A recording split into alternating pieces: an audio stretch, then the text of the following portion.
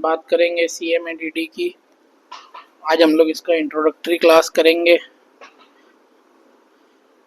कुछ भी नहीं है, बहुत ही इजी सब्जेक्ट है और आराम से स्कोर कर सकते हैं इसमें आप। ये बेसिकली बोलते हैं दो पार्ट। मान लो कि ये हम लोग इसको मान के चलेंगे कि ये 3 पार्ट्स में डिवाइडेड है। एक पार्ट है कंप्लायंस मैनेजमेंट, एक पार्ट है ऑडिट और एक पार्ट है ड्यू डिलीजेंस। तो हम लोग अभी एक बार देखते हैं चैप्टर वाइज समरी की हम लोगों को आखिर इसमें पढ़ना क्या है, जिससे कि हमारा कंसेप्ट क्लियर हो जाए और समझ में आए कि हाँ कुछ भी अननोन नहीं लगे। हम लोग अपने पहले चैप्टर से। फर्स्ट चैप्टर है आपका कंप्लायंस फ्रेमवर्क। तो कंप्लायंस फ्रेमवर्क में हम लोगों को ये पढ़ना होता है कि कंप्लायंस मैनेजमेंट सिस्टम क्या है, कैसे ये मैनेज करता है कंप्लायंस प्रोसेस को। आपको पता ही है कि कंपनी सेक्रेटरी का मेन काम है कंप्लायंस करना, इसीलिए कंपनी सेक्रेटरीज को हम लोग कंप्लायंस ऑफिसर भी बोलते हैं।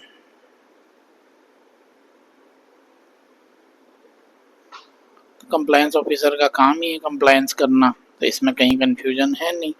अब इसके लिए हम लोग बहुत सारे एक एक टेक्निक्स है, सब कुछ है।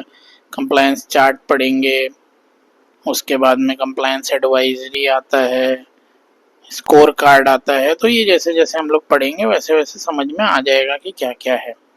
सेकेंड चैप्टर में हम लोग पढ़ते हैं documentation and maintenance of records. जब हम लोग CS बन जाएंगे तो हम लोग क्या करेंगे, एक कंपनी में जाएंगे, वहाँ पे रिकॉर्ड्स को अपडेट करेंगे। तो रिकॉर्ड्स को अपडेट करना और उनको रखना, यही इस चैप्टर में समझाया गया है कि आपको एक डॉक्यूमेंट को कैसे रखना है और उसको रिकॉर्ड के फॉर्म में कैसे रखना है। एक सिंपल सी चीज़ है, आज अगर हम लोग किसी डॉक्यूमेंट को एग्जीक्यूट करते हैं तो वो डॉक्यूमेंट होता है प्रेजेंट टेंस में, लेकिन आज के बाद जब भी उसकी ज़रूरत पड़ेगी, जब उसको फाइल में रख दिया, वो एक रिकॉर्ड कहलाता है। तो ये इतना बेसिक सा चीज़ इसमें हम लोगों को पढ़ना है। नेक्स्ट चैप्टर है साइनिंग एंड सर्टिफिकेशन। साइनिंग एक चीज़ होती है, सर्टिफिकेशन एक चीज़ होती है, दोनों सेम नहीं होते। तो यही डिफरेंस हम लोग इसमें समझेंगे। फॉर्म्स को हम लोग सर्टिफाई करते हैं,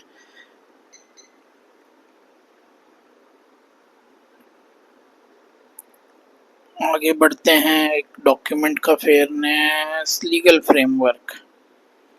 legal framework governing company secretaries. तो कंपनी सेक्रेटरीज आप जब CS बनेंगे तो आपको क्या क्या एथिकल वैल्यूज पता होनी चाहिए। जब आप एक मेंबरशिप ले लेते हैं तो आपके ऊपर बहुत सारी रिस्पॉन्सिबिलिटीज आ जाती है।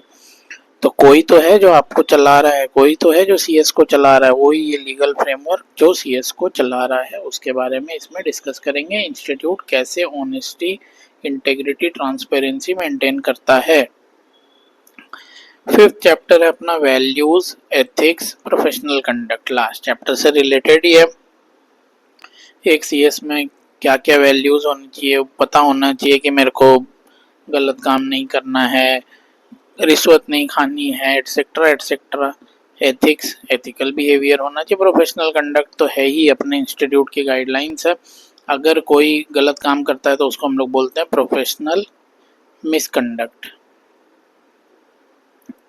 और अगर कोई CS प्रोफेशनल मिसकंडक्ट करता है तो इंस्टीट्यूट उसको मेंबरशिप भी विड्रॉ कर सकता है।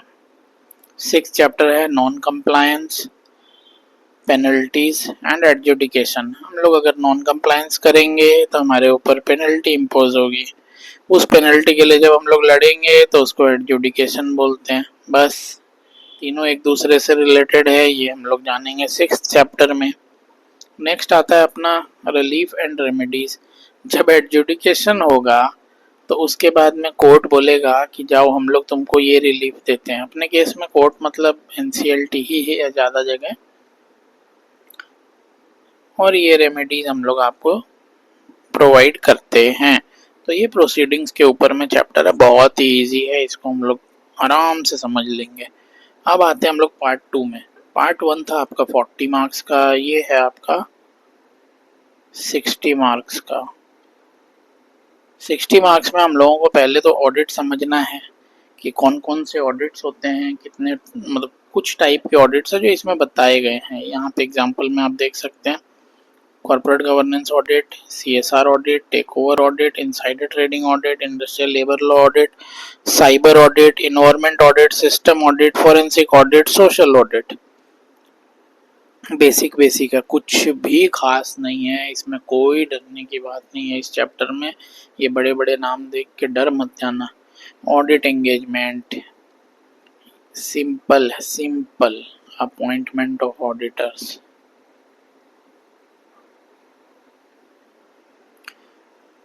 आप एक ऑडिटर को एंगेज कर रहे हैं काम के लिए, बस यही है audit engagement. Audit principle and technique, जब आप एक ऑडिट के तौर पे, ऑडिटर के तौर पे सॉरी अपॉइंट हो गए, तो आपको कुछ प्रिंसिपल्स एंड टेक्निक्स का यूज करके ऑडिट को पूरा करना है। 100% ऑनेस्टी, ईमानदारी से करना है आपको।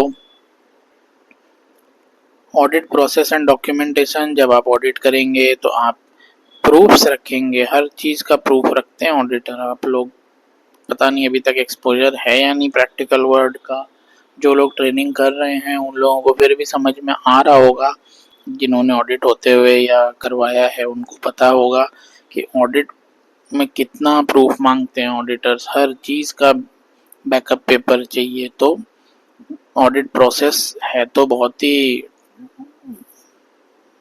पेपर ओरिएंटेड बोल सकते हैं, इसीलिए डॉक्यूमेंटेशन भी उसके साथ में जोड़ दिया।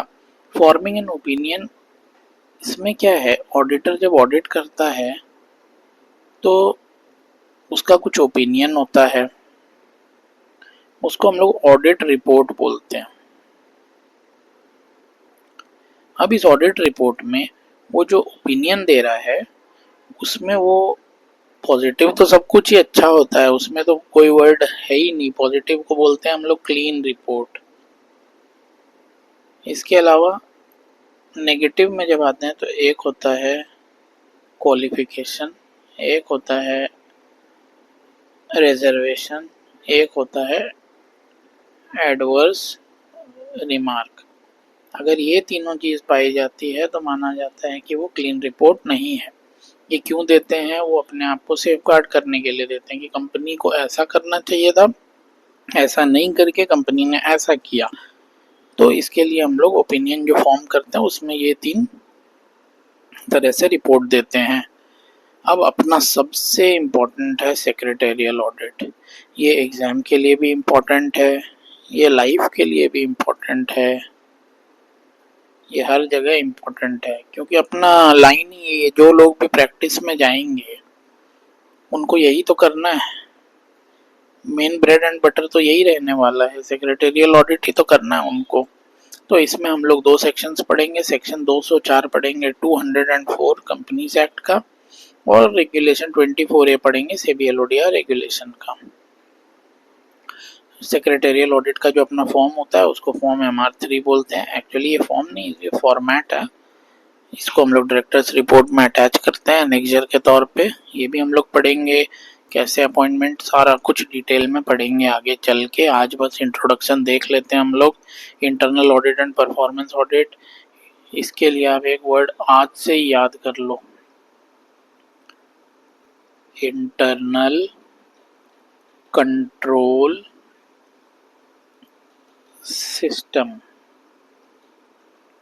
यही इंटरनल ऑडिट है और कुछ भी नहीं है। अब आगे चलते हैं हम लोग। Peer review and quality review. Peer review, peer का मतलब होता है आपके बराबरी वाले, मतलब आपके पीयर्स या कॉम्पिटिटर बोल सकते हैं। जो सेम काम कर रहा है वो पीयर कहलाता है, और क्वालिटी तो क्वालिटी है ही, इसमें तो कोई डाउट है ही नहीं। क्वालिटी का तो इंग्लिश मीनिंग जो है बस वही है। तो ICSI जो है एक CS को अपॉइंट करता है जो कि दूसरे CS का पीयर रिव्यू करता है कि उन्होंने कैसा, जो पीयर रिव्यूड फर्म होती है उनको अच्छा माना जाता है। और सेबी एलओडीआर रेगुलेशन बोलते हैं कि जो लिस्टेड एंटिटीज हैं वो जो सेक्रेटेरियल ऑडिटर अपॉइंट करेंगे वो पीयर रिव्यूड फर्म ही होना चाहिए। लास्ट चैप्टर अपना आता है ड्यू डिलीजेंस। ड्यू डिलीजेंस कुछ नहीं है, शादी के पहले की हुई कार्यवाही है। लड़के और लड़की के बारे में जो डिटेल्स लेना है ले लो शादी से पहले, बाद में कुछ नहीं होगा, बस वही ड्यू डिलीजेंस है। एग्जामिनेशन है ये, किसी भी ट्रांजैक्शन को करने के लिए हम लोग हर कुछ देखते हैं, हर पेपर देखते हैं, सब legal matters in taxation matters compliance everything is looked after in due diligence. तो ये एक लंबा प्रोसेस होता है, इसमें अलग अलग एजेंसीज की अलग अलग ड्यू डिलीजेंस होती है। अगर आप मर्जर एंड एक्विजिशन के लिए जा रहे हैं तो ड्यू डिलीजेंस होगा, अगर आप फाइनेंशियल ट्रांजैक्शन कर रहे हैं तो ड्यू डिलीजेंस होगा, जो कि बैंक ड्यू डिलीजेंस या फाइनेंशियल ड्यू डिलीजेंस कहलाता है। तो ऐसे करके कई तरह के ड्यू डिलीजेंस होते हैं, इसका कोई स्पेसिफिक ऐसा नहीं है कि एक टाइप का ही होता है। लीगल अगर आप मैटर्स को किसी कंपनी का देख रहे हैं तो उसको लीगल ड्यू डिलीजेंस बोलते हैं। तो ऐसे करके बहुत तरह के ड्यू डिलीजेंस है depending upon the transaction that is going to take place. तो आई होप इस क्लास में आपको ये समझ में आ गया हो कि ड्यू डिलीजेंस में हम लोगों को क्या पढ़ना है। 16 चैप्टर है, थोड़ी सी देर में मैंने आपको एक बार ब्रीफ कर दिया कि ये 16 चैप्टर में क्या पढ़ना है, जिससे कि जब हम लोग फुल फ्लेजेड क्लास स्टार्ट करें तो आपको ये समझ में आए कि हाँ सब कुछ जाना जाना सा लग रहा है। इस वीडियो को बार बार देखो, एक बेसिक पता चलेगा कि क्या पढ़ना है आपको। चलिए फिर मिलते हैं हम लोग अपनी फर्स्ट क्लास में। तो पहला चैप्टर हम लोग शुरू करेंगे डॉक्यूमेंटेशन एंड रिकॉर्ड से। तो चलिए मिलते हैं नेक्स्ट क्लास में। Thank you, all the best, खूब पढ़ो।